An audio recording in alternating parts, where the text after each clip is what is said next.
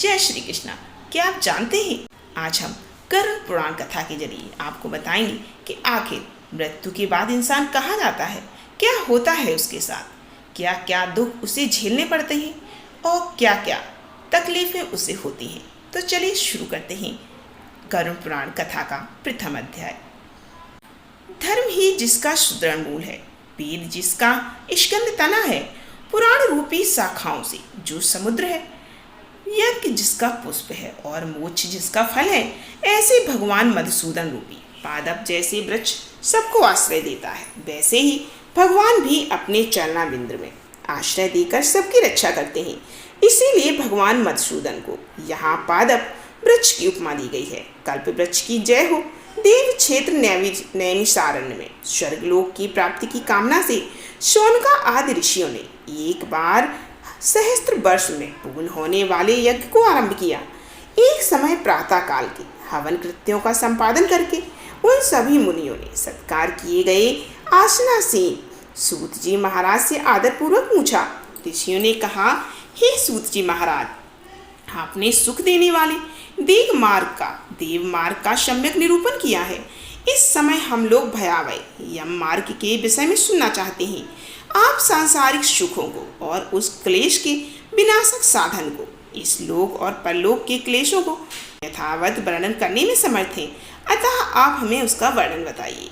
सूत जी बोले, हे मुनियों, आप लोग सुने, मैं अत्यंत दुर्गम यम मार्ग के विषय में कहता हूँ, जो पुण्यात्मा जनों के लिए सुखद और पापियों के लिए दुखद है। गरुण जी के पूछने पर भगवान विष्णु ने उनसे जैसा कुछ कहा था, मैं उसी प्रकार आप लोगों के संदेह की निवृत्ति के लिए कहूँगा।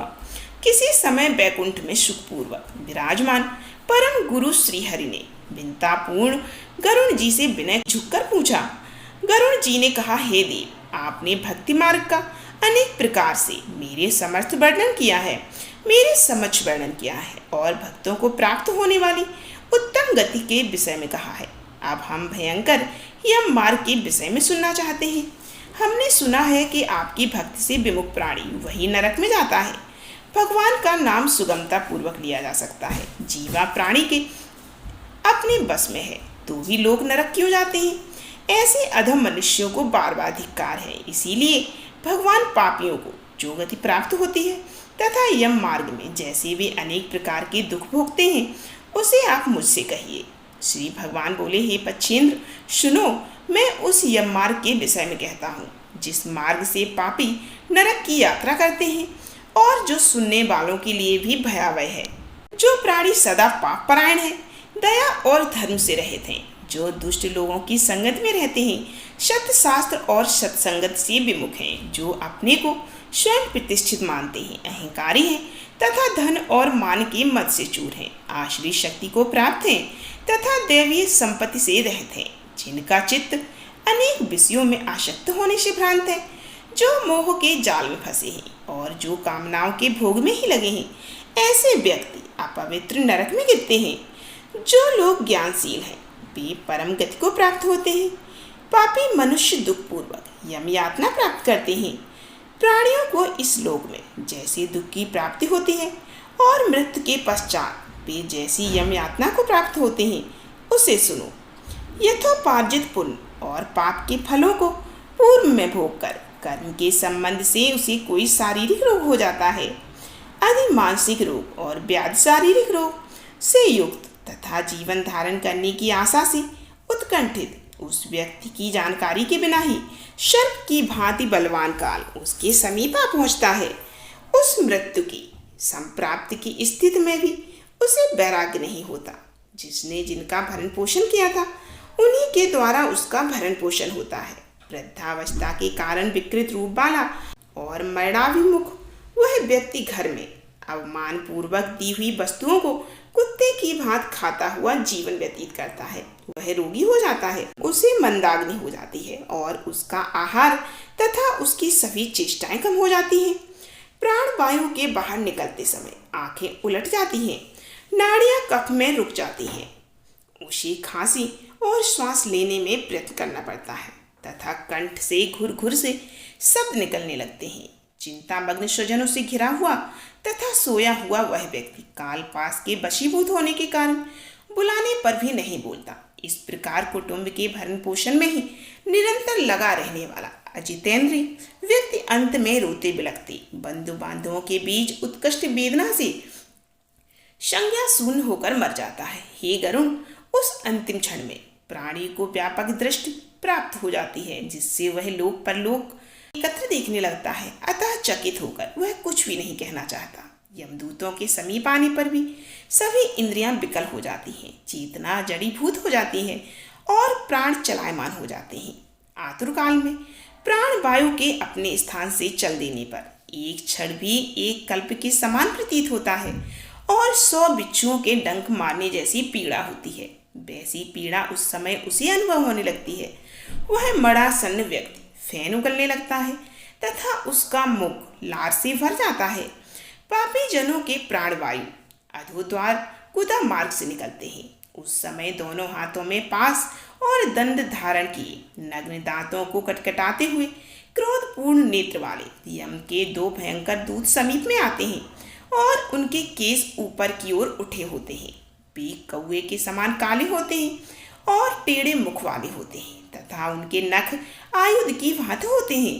उन्हें देखकर भयभीत हृदय वाला वह मरणासन प्राणी मलमूत्र का विसर्जन करने लगता है। अपने 5 भौतिक शरीर से हाय हाय करते हुए चिल्लाता हुआ तथा यमदूतों के द्वारा पकड़ा हुआ वह अंगुष्ठ मात्र प्रमाण का पुरुष अपने घर को देखता हुआ यमदूतों के द्वारा यातना देह से ढक करके गले में बलपूर्वक पासों से बांधकर सुदूर यम मार्ग यातना के लिए उसी प्रकार ले जाया जाता है जिस प्रकार राजपुरुष दंडनीय अपराधी को ले जाते हैं। इस प्रकार ले जाए जाते हुए उस जीव को यम के दूत तर्जना करके डराते हैं और नरकों के तीव्र भय का पुनः पुनः वर्णन करके सुनाते हैं। यमदूत कहते हैं, रे दुष्ट, शीघ्र चल, तुम यमलोक जाओगे। आज तुम्हें हम सब कुंभी पाक आदि नरकों में ले जाएंगे। इस प्रकार यमदूतों की वाणी तथा बंधु बांधवों का रुदन सुनता हुआ वह जीव जोर जोर से हाहाकार करके विलाप करता है और यमदूतों के द्वारा प्रताड़ित किया जाता है। यमदूतों की तर्जनाओं से उसका हृदय विदीर्ण हो जाता है। वह कांपने लगता है। रास्ते में कुत्ते काटते हैं और अपने पापों का स्मरण करते हुए वह पीड़ित जीव यम मार्ग में चलता है।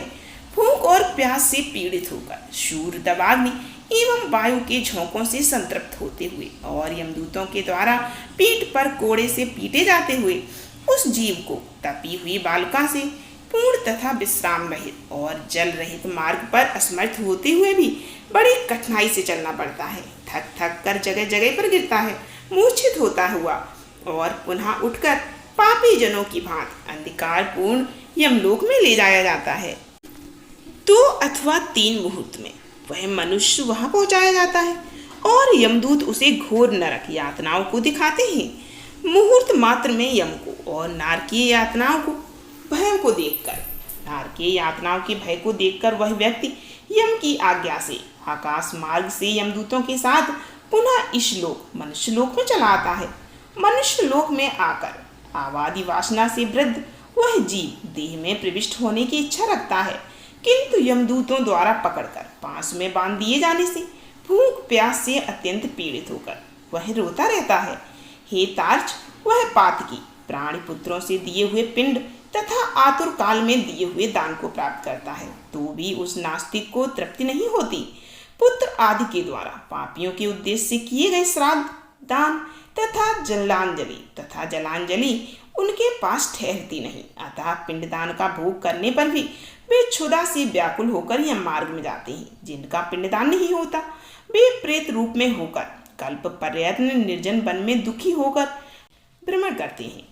सैकड़ों करोड़ों कल्प बीत जाने पर भी बिना भोग किए कर्म फल का नाश नहीं होता और जब तक वह पापी जीव यातनाओं का भोग नहीं कर लेता तब तक उसे मनुष्य शरीर भी प्राप्त नहीं होता। हे पक्षी, इसीलिए पुत्र को चाहिए वह 10 दिनों तक प्रतिदिन पिंडदान करे। हे पक्षी श्रेष्ठ, वे पिंड प्रतिदिन 4 भागों में विभक्त होते हैं। उनमें 2 भाग तो प्रेत के देह के पंचभूतों की पुष्टि के लिए होते हैं, तीसरा भाग यमदूतों को प्राप्त होता है और चौथे भाग से उस जीव को आहार प्राप्त होता है। 9 रात दिनों में पिंड को प्राप्त करके प्रेत का शरीर बन जाता है और 10वें दिन उसमें बल की प्राप्ति होती है।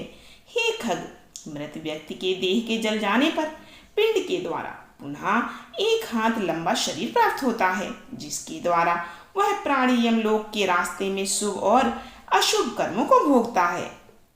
पहले दिन जो पिंड दिया जाता है उससे उसका सिर बनता है। दूसरे दिन के पिंड से ग्रीवा, गर्दन और स्कंद तथा तीसरे पिंड से हृदय बनता है।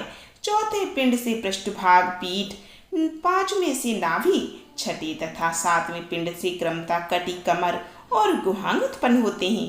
8वें पिंड से उरु, जांघें और 9वें पिंड से जानु, घुटने तथा पैर बनते हैं। इस प्रकार 9 पिंडों से देह को प्राप्त करके 10वें पिंड से उसकी क्षुधा और तृषा, भूख प्यास ये दोनों जागृत होती हैं। इस पिंड शरीर को प्राप्त करके भूख और प्यास से पीड़ित जीव 11 तथा 12वें 2 दिन भोजन करता है। 13वें दिन यमदूतों के द्वारा बंदर की तरह बंधा हुआ वह प्राणी अकेला उस यम मार्ग में जाता है। हे खग, मार्ग में मिलने वाली बैतरणी को छोड़कर यमलोक के मार्ग की दूरी का प्रमाण 86,000 योजन है। प्रेत प्रतिदिन रात दिन में 247 योजन चलता है। मार्ग में आए हुए उन 16 पुरों नगर को पार करके पातकी व्यक्ति धर्मराज के भवन जाता है। सौरीपुर, नगेंद्र भवन, गंधर्वपुर, शैलागम, क्रोचपुर, कुरपुर, विचित्र भवन, बृहादपुर, दुखपुर, नानाक्रंदपुर, सप्त भवन, रौद्रपुर, पयोवर्षणपुर, शीताड्यपुर तथा बहुभीतपुर को पार करके उनके आगे यमपुरी में धर्मराज का भवन स्थित है। यमराज के दूतों के पांसों में बंधा हुआ पापी जीव रास्ते भर हाहाकार करता हुआ, रोता हुआ अपने घर को छोड़कर यमपुरी को जाता है। यहाँ पर हमने आपको गरुड़ पुराण के अंतर्गत शारुद्वार में पापियों के इस लोक तथा परलोक के निरूपण नामक पहला अध्याय आपको सुनाया है। गरुड़ पुराण के सभी अध्यायों को जरूर सुनना चाहिए, कथा अधूरी नहीं छोड़नी चाहिए। आप लोग जरूर सुनिए। दूसरे अध्याय में हम आपको बताएंगे कि कैसे यमलोक के मार्ग में व्यक्ति को दुख मिलता है, कितना दुखदायी होता है यमलोक का मार्ग, पापी वहाँ किस प्रकार जाते हैं, यह सभी आपको हम बताएंगे। आप लोग जरूर सुनिए पूरी कथा को।